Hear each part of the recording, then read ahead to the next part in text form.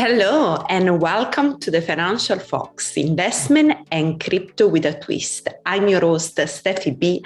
I'm the founder of PR company Cassiopeia Services, and every week I bring to you my favorite conversation with investment experts, market disruptors, mover and shakers, and the coolest project in crypto. Today, we talk about investing in art, which is definitely not something new, as it's been very popular for many centuries, where people have been investing in amazing, unique masterpieces, sculpture. But the advent of NFTs has created a new category of digital art, which has gained popularity and brought visibility and success to many artists. And it's not just Beeple. So I'm going to share with you a conversation I had with VESA, NFT artist based in Finland. Hi VESA, how are you? Hey Stefania, I'm very well, thank you. It's very snowy, not too cold, but very beautiful in Helsinki right now. So I'm looking at a bunch of kids who are snow sledging down this hill that is next to me in this park, and they do a lot of noise, but it's very joyous. It's almost like being next to a snow park or something like that, and the kids are so happy. So that's kind of cool. Fantastic. It should help with the inspiration for your creation. Yeah, I guess so. Yeah, it's a nice energy that they have right next to us. So it's a fun thing. How are you? I'm fine, VESA. I'm really excited about this conversation that we are going to have because I never actually discuss art on the channel, and art is a big industry where lots of people are actually investing substantial amount of money. And yes, I mean, now we are seeing many more opportunities with digital art. So really would like to make a deep dive with you into this very interesting sector. Sure. I mean, it's a big thing to cover. I'm someone who likes to start from first principles. I like to kind of go deep into things of why art might be considered valuable to begin with, and what's been going on with the NFT movement. I mean, I came into crypto art and NFTs in about halfway through 2017, so I've pretty much watched it come from absolutely nothing from its inception to quite the global powerhouse that it already is today. But it's more, I would say, in the collectible side, where it's still making its mark on the sort of Bored Apes and CryptoPunks and that kind of a thing, because it's so crypto native. The expertise of the people who have been investing into NFTs is mostly focused on the crypto realm and the sort of money geek realm, as opposed to expertise in the art. But now that it's been energized enough, now the sort of legacy art world as well, and from the Christie's and Sotheby's and a bunch of galleries are coming in, and it's an interesting amalgam. But maybe it might be interesting for your wonderful listeners to kind of enjoy a perspective that I enjoy.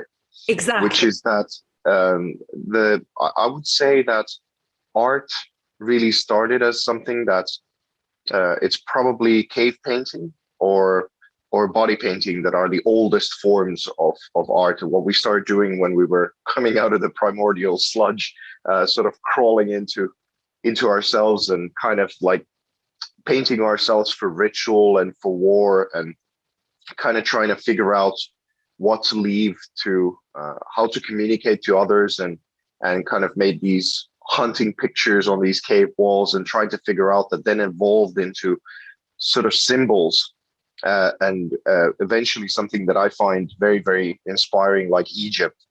Like, for example, we've been building this virtual reality gallery called the Temple in Man, the Luxor Temple Gallery with Superworld, for some time. And the building itself, this ancient temple, was built in the shape of a man or human being. And it tells the story of how a pharaoh goes from birth to transcendence, and how art supported this structure, telling this story of how to live well and how to keep society intact in the sort of healthy pyramid form back in the day. And we were able to export that magnificent building and its sort of purpose and make it into my personal gallery in Superworld, and then sell some NFTs via it. We've not launched it yet, but it's these kinds of things that from the inception, like if you think of the Sistine Chapel or things like that, religion, art, and money have always coincided, because it's been recognized that when art is done right, there's a lot of power in it. There's a lot of awe and inspiration and things that are truly meaningful to us when you experience it that way. And then maybe to crypto people who might be listening to this, it would be obvious that as many of our institutions have kind of suffered a little bit of a downward spiral with the fiat currency system, also this has been happening to art, and art has been mirroring very much of what's been going on in society, and what people might find, I at least found super interesting to think about the whole Bretton Woods thing, and how Richard Nixon decoupled the dollar from gold in 1971. And that is about the time when Andy Warhol started his literal print factory. And he started making these sort of pop culture comments and snarky sort of society things and fancy things for the rich. And you could see that it evolved. Then the fancy things for the rich was one part that art has been for the past 50 years. It's kind of the Jeff Koons and Damien Hirst, the sexy death and shiny things, and these jet set class sort of events like Art Basel and so forth. And then on the other side, the more serious side of art has been very narrowly, you could almost say, left-wing propaganda. And it's then evolved into the woke movements and things like that. So that's really the bandwidth of what art has been able to express in the legacy system for the past 50 years. And even though many people might think that art is something that is a very free, expressive, and sort of bohemian thing, it's actually probably more corporate than IBM. That's how it's at least felt to me for quite some time. And because my inspiration comes from the very early days of art and trying to figure out why it is that we made art to begin with, and what made it valuable, and the sort of prestige that art was able to generate from thousands and thousands of years of kind of how to make it. Now in the realm of NFTs, because there wasn't that much expertise in what to analyze, what the artist's career was, or what was inside of the frame itself. It was operating more on the crypto bro code, which is sort of understanding the game dynamics of the art and whether it looked nice or not, and those kinds of things, and then seeing how almost reinventing the wheel of how to see the value in art. But of course, in reality, the sort of NFT scene has to absorb some of the thousands of years of tradition of why art has been considered valuable and as an investable asset class. But then, because the past 50 years, we almost have a couple of generations of art professionals who are more trained in this narrow bandwidth of the last 50 years of art, is why now I was very hopeful with the crypto art movement and NFT art movement to begin with, that it would expand out of the last 50 years to take into the whole spectrum of things. Because even in the legacy art world, you could see that the Picassos and Dalis and the sort of modern masters, they've sustained their value. But then when you get to the sort of newer side of art, there's a wonderful documentary called The Great Contemporary Art Bubble that is now luckily on YouTube, where people can see a little bit about the market manipulation and things like that, of how already it was going a little bit off the rails, and now what the sort of MTV culture side of art adopted into NFTs, and how they took some of the playbook of the last 50 years and even pumped it even more full of steroids. So it's an interesting amalgam. Yeah. Sorry for that whole journey. I kind of like that you mentioned this element of manipulation, because one of the questions that I was going to ask you is, how can you judge this is a great piece of digital art or not? It isn't easy, because we are saying it's all experimentation, you don't have a massive CV of these new artists. So how can an investor say, oh, I'm going to buy that rather than that? Do you just go with what you like, or what are the other things that you can look into a piece to understand its value or its potential? No, I totally understand. And of course, the sort of wash trading side of NFTs is a big red flag and a kind of elephant in the room that not many are comfortable in discussing, but it's of course a sort of between the scenes. That's what many people are talking about, how to see the valuation of these things, or how many of these actual trades are legit, and so forth. And I personally know family offices and people who are serious investors and many other things who've said to me that they're happy to let this first wave of things go, because they just cannot trust yet that some of the things are in place that are needed in order for them to take this seriously, and in order for them to feel secure in investing in things like this. So what I was saying in this previous meeting in Dubai to this family office, I said that one of the ways now to do it is that there's no shortcuts. You can't really trust any third parties. You can't trust yet sort of the intermediaries that much. But if you really get into it and you follow some of the artist's career, who it is, what they've said, what they've achieved, and what kind of expression they have, I mean, if that resonates with you, it's a little bit like, are you investing because you're wanting to invest into Bitcoin or Ethereum, or are you in it for the Shiba Inus? Because most of the NFT scene right now is still very much about the quick flip. How can I invest like a tenth of an Ethereum into something and then sell it for 100 Ethereum like a couple of months later or something like that? That's the general mentality. And that, of course, has very little to do with the art, the expression, or the career, or any things like that. So it's more about the game dynamic side. I would say for an artist like myself, it's a little bit of homework to dig into what it is that I've done, what the accomplishments are, what the critics have been saying. Does the work itself speak to you? Is it something that you'd be willing to invest into and hold for a while, and kind of become a part of my ecosystem, be a part of the people who are building a bunch of things with me? And how am I positioned in this market altogether? So it depends on what you're into. If you're more into what I'm building, which is more, I would say, on the Bitcoin side of things, then it takes a little bit more patience, and it takes a little bit of more homework, I would say. But I've, for example, I've been a digital artist for 14 years. I was doing this when I was making almost no money from it at all, and suffering the consequences to my whole life of, what that means when you're not making finances. And I was still reinvesting every penny that I made into bigger and bigger projects, and kind of delivering on the actual substance of what this whole thing is. So I've been around for a while, so therefore it's quite unlikely that I'm going anywhere away anytime soon. I'm in this for life.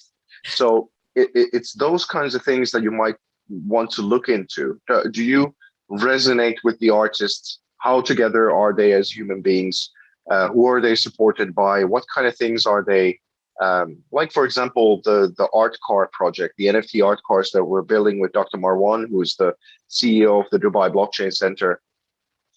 What kind of provenance does that give to the project, and what kind of a future does it give?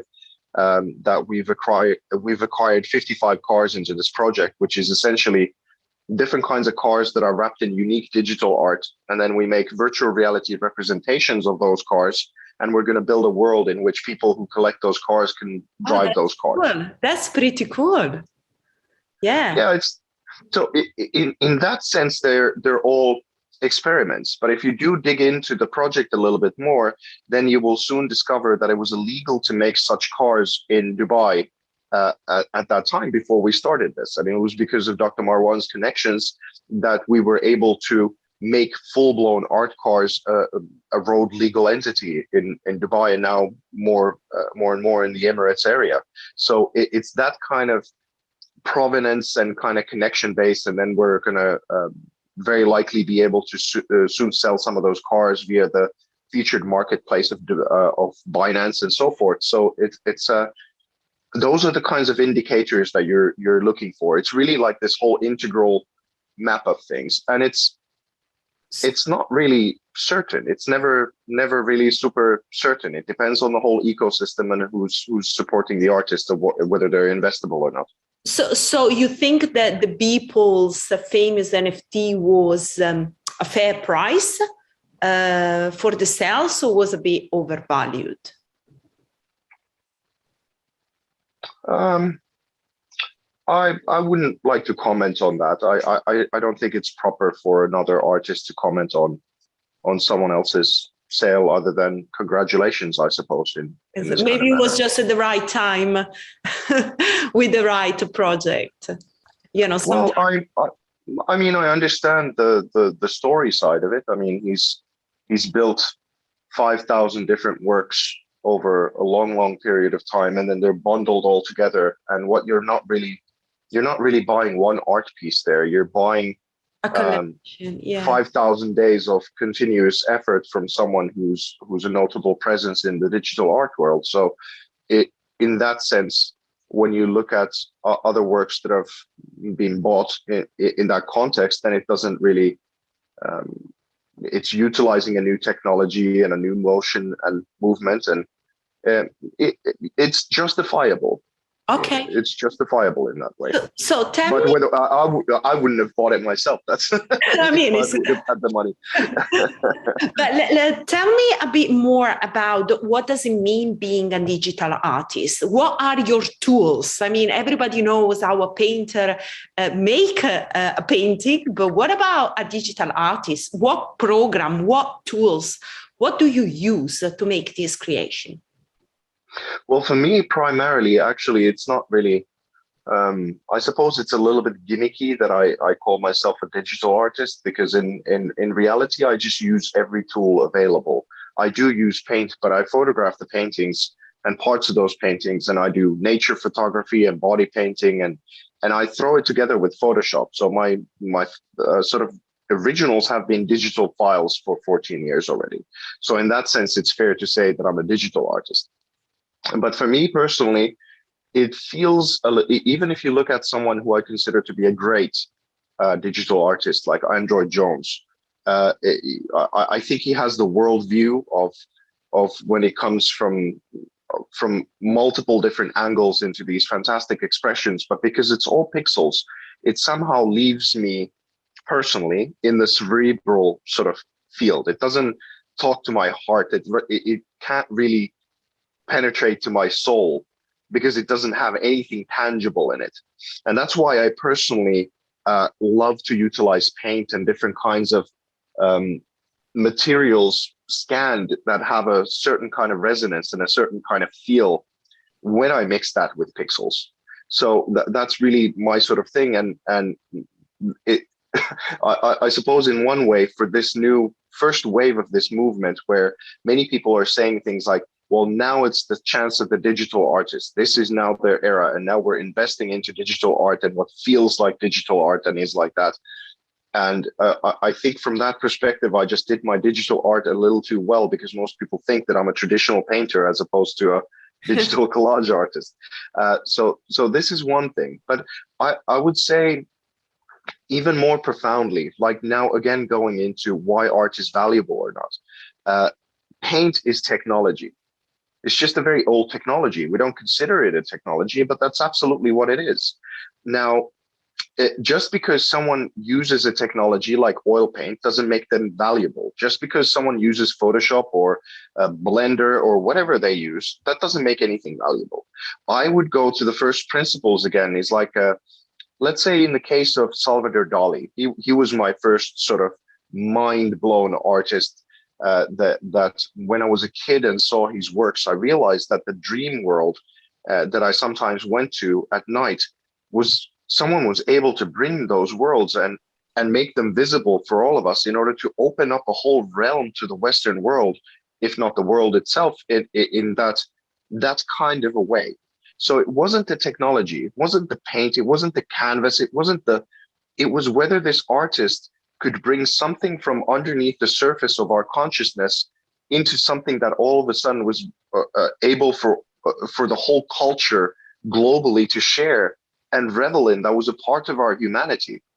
That's what I feel makes a Dali painting valuable. It's historic and it had a function and it did something super important to us. And from that point of view, I think many of the sort of conversations that we have from what is valuable and what is not is really quite childish. It's really quite, I don't know what the word would be, but it's a little deteriorated. Let's put it this way. I think that's probably the right way to describe it. And tell me about a bit about interactivity of art, because there are creations that actually don't just communicate, but also they interact with the viewers, with the person that is experiencing that type of art. Do you see that being kind of like the next things or one of the most important things in the future of art? Well, I would say it like this, and bear with me, this is going to be a couple of minutes. But for example, the art piece that you see behind me is something called Mohenjo-Daro, and it's from the Bollywood project that we did together with this actress called Veena Malik about a decade ago already at this point. But if you consider that she was a world famous person, a Bollywood superstar, she was a Pakistani Bollywood actress, and she came to Finland to be body painted in 6 artworks that commented upon the common heritage of all spiritual traditions all across the world. And because of her sort of birth location and culture and whatever is initially deemed quite controversial, but because I built the whole project over 2 years, and we made sure that it was a bridge building project. What was similar between men and women, Pakistan and Finland, Christianity and Islam and Hinduism and Buddhism, and kind of all of this stuff came together in a harmonic whole. It was well received all over, in Pakistan also. And that's why it got a lot of good critical praise, but it also, we received, I think in legacy media alone, discounting the viral effect, we reached about 300 million people from BBC World and Times of India and Pakistan Tribune and so forth. So if you think about that in the context of a traditional oil painting, it would be, for example, I would paint a portrait of you. That means that I'm doing the interpretation on a canvas and you just sort of sit there. And it's my job to kind of put your soul on that canvas in some recognizable way that tells your story to other people. Well, the way that I invented and how to do that process was to actually utilize the real person, their story, and how they relate to the bigger story of humanity and put it together in this kind of a way. So you could think that my contribution to art thus far would be kind of making the 2.0 of oil portraiture. Now, what the future of it is, and I think what's going to be the future of CryptoPunks and everything, and like in the NFT collectible scene, it's very cool now to have a Bored Ape as your profile picture or something. But imagine, because even if I was to teach 10,000 people on how to do what I do, it would still be nowhere near enough in order to satisfy the actual craving that will eventually come from people wanting to see themselves in these artistic portraits that will probably live in the virtual reality realm.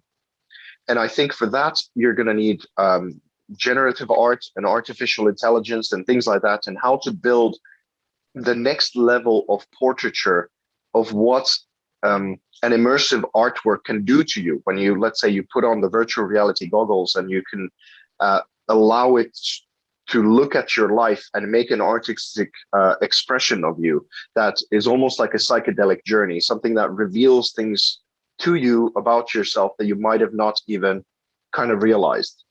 And I think that is where eventually the so-called profile picture will evolve to, or it starts from the history of an oil painting, from a portraiture of someone. So this is where I see the value kind of navigation going. And this is also why I love the car project of what we're doing so much, because right now, still, when someone looks at a car that I've done, like for example, the Tesla that we did, they still see that often that the value of the project is in that car. But it's actually a 2017 Tesla that is probably worth about 34, 36, $8,000 or something like that in and of itself. But it's wrapped in a digital unique art piece and then the VR asset. And we might even stack some DeFi coins into the package and lock it for about 5 years into that deal. And it's a literal physical vehicle to take you to the metaverse to realize potentially the value of digital land ownership or game access or these club ownerships, these secondary functions, or I would call them secondary functions of the NFTs and what you can stack as value on top of things. And it's those kinds of world opening things. And I think this is what I learned from DALL-E, is that if you're going to be a valuable artist, you're going to have to contribute something to the culture that feels new and exciting, and it takes you to places that you didn't know were realms for you to explore before. So it's like creating basically new realities. Yeah, or even it's so new realities. But the things that come to my mind is like art. Then is not just art. As we are seeing it progress, it becomes a reality. It becomes another reality that can be beautiful for some people that use it and maybe not for others, but is another reality within our reality. So perhaps even the concept of art is really changing, the fundamentals of what really people describe with art nowadays. Well, I'm not sure if it's changing that much, but rather than more returning even to its roots in some sort of a way, this kind of self-expression thing, because I mean, in one way, where everyone's excited about the words NFT and metaverse now, but you could also see that the metaverse is that we're building the matrix. And there's a beautiful and a very sad side to that. I think it's absolutely fantastic that I can have my gallery as the Luxor temple in Superworld and send people to this structure where they can immerse themselves into art in this game-like fashion, where we can hide all sorts of Easter eggs and coins and whatever, do a bunch of new cool stuff with it. But it's more in the same immersion still. It's like you can, how would I put this?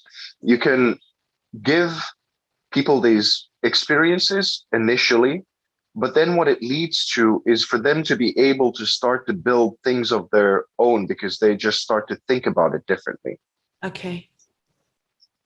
And I think that's the true, those are the kinds of people in life that we value, whether it's a talking head on YouTube or some sort of a sports performance that we didn't know that someone could do something like that.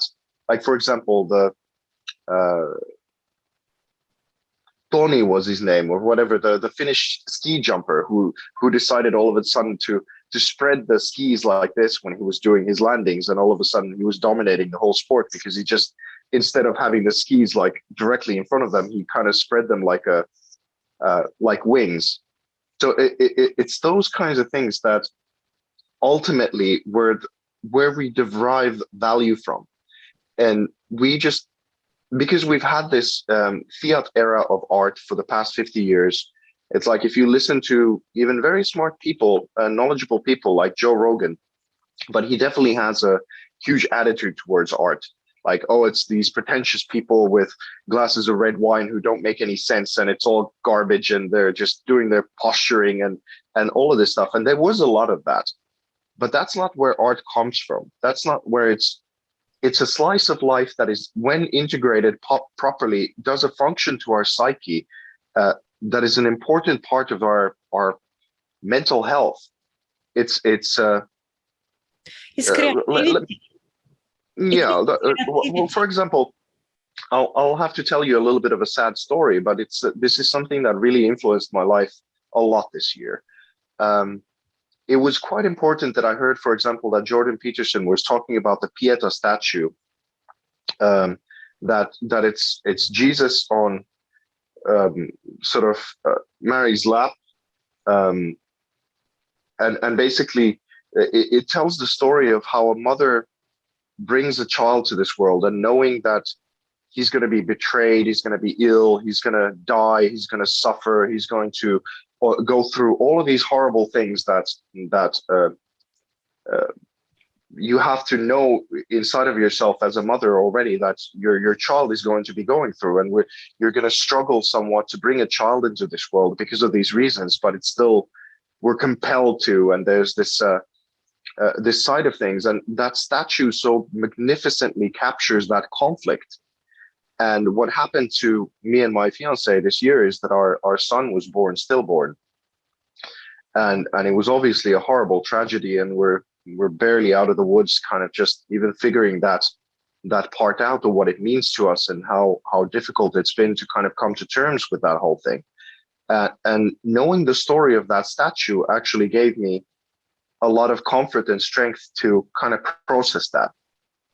So when art is done right, you see this magnificent, skilled master to put this essential human tragic story into stone in this kind of way. It helps you overcome things that you didn't know that were maybe in you to overcome. And that's why it's such a shame that in most people's minds, it's a little bit like a taped on the wall banana on a Miami gallery wall. That was just obviously a marketing gimmick. I mean, to those who aren't so well versed in things like that,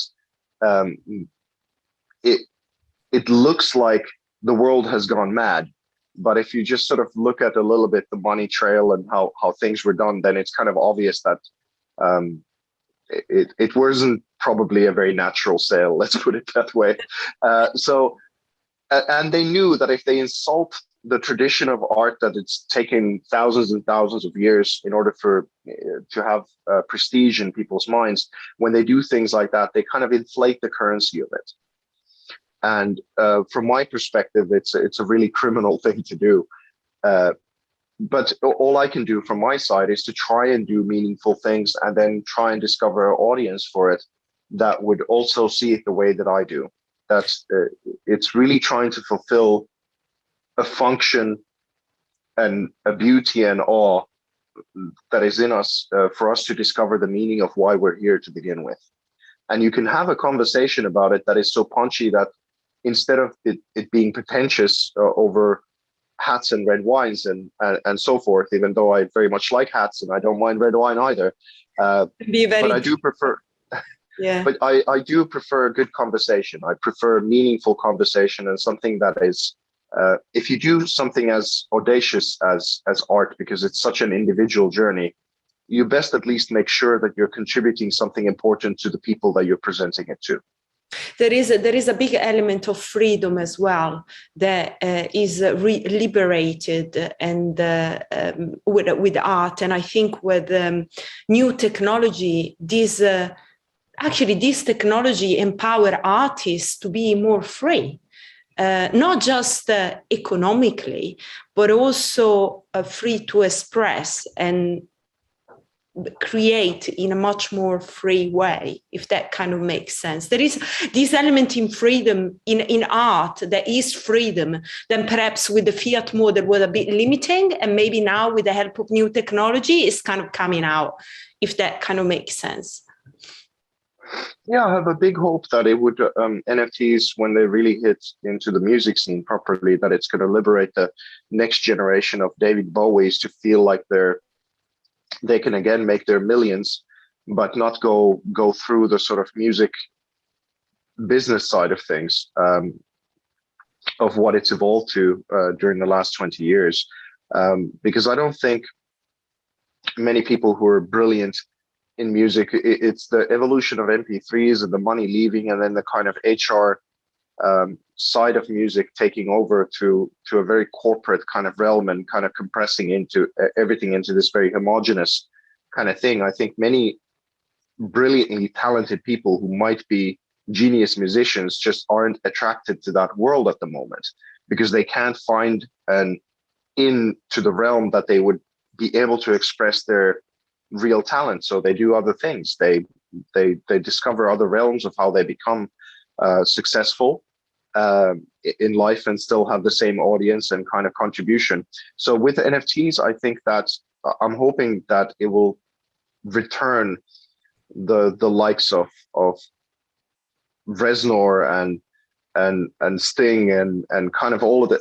I'm not saying that they're doing music same as these guys did, but it would liberate their sort of energy into making new kinds of music, because, at least I'm not sure if music became boring, or it's just very much more difficult to try and find the kinds of bands that used to be the Nine Inch Nails and Rammsteins and Chemical Brothers and whatever. I just don't see a lot of great music surfacing in that similar kind of vein. And I'm hoping that it will spill over to that side as well. So you mentioned the car project that you're doing. Is there any other project you're working on? Yeah, there's a few actually. A couple of them I can't yet say. Something that is a lot more expansive even than the car project, that I'm very excited by. But the Superworld Temple, obviously coming online very soon, is something that I'm very enthused about, and deepening my connection with Vario, the Finnish virtual reality glasses company. That's another thing. And there's lots going on in Dubai. I'm actually moving there with my lady for 4 months in a couple of weeks. Oh, interesting. So yeah, I'm very impressed by the place and very enthused about coming over. So it's interesting also to see they are quite receptive. They want to do things. I wouldn't expect that. I thought they were kind of, I don't want to say that because, I don't know the culture, but I'm amazed how open, they seems to be. It's very dynamic and it's very future oriented. And I think the digital side of things and their forward thinking kind of planning, it's really quite different in the way that it functions because of the way that the government works, the way that the royals work, and because they're just making plans for the next 50 years already ahead. And in the Western sort of democracy model, or what's left of it, it's a very quarterly kind of thinking. It's a very re-election type of cycle and lots of political games, as opposed to really building the future and thinking of the well-being of the whole of the society. And I think this is what's quite different about the Emirati area, is that they're whether it's their space programs or the digital development of their side or whatever, it's in one way quite refreshing to see how it works in unison with something that makes a little bit more sense sometimes, rather than the eternal argumenting that doesn't lead much anywhere. Okay, VESA, thank you so much for this conversation. Listen, anybody that would like to see your work or would like to get in touch, where should they go? How they can find you? Artforcrypto.com is the main site, where it's both the physical versions as well as the NFT side can be found. I have a very limited amount of my NFTs online at the moment. I've built about 350 works over the last 14 years, and I've not minted most of them because I've not yet found my collector tribe that much who have resonated, especially on the NFT side of things yet. So I'm kind of patiently waiting to find the collector base to expand it a little bit more that way. And on Twitter, it's Art by VESA, VESA. I think that's my Instagram as well, but I use Twitter more. Okay, thank you so much. It was such an enlightening conversation. Thank you. Thank you, Stefania. Thank you very much. It was a real pleasure. Okay, so if you have any comment or there is anything that you would like to tell me, please send me an email at steffy@financialfox.news. Also, remember that all the content here is only for informational purposes, because I'm not a financial advisor. So anywhere you want to invest, including art or including stock market or including crypto, crypto, that is actually up to you, and you always have to do your own due diligence to make sure that you are comfortable in what you are investing, and also make sure that you have got a strategy. If you're not subscribed to our YouTube channel and podcast, please click the subscribe button now and follow us on social media to stay up to date with our news and interviews. I will see you next time.